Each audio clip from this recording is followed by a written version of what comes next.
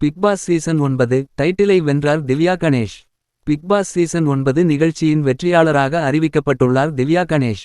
100 நாட்களை கடந்து ஒளிபரப்பான இந்த நிகழ்ச்சியில் Vikkals Vikram, Vijay Parvathy, Kamrudeen, Aurora Sinclair, watermelon Diwakar உள்ளிட்ட போட்டியாளர்கள் கலந்து கொண்டனர்.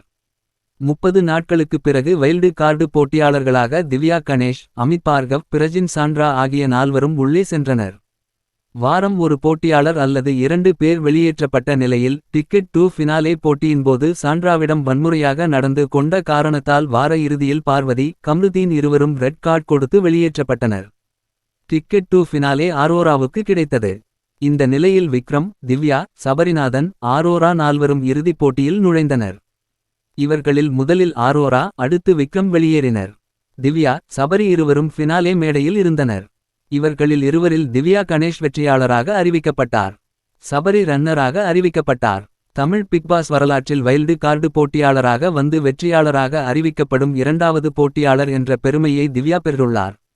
இதற்கு முன் 7வது சீசனில் அர்ச்சனா வைல்டு கார்டில் நுழைந்து வெற்றி பெற்ற முதல் போட்டியாளர் ஆவார்.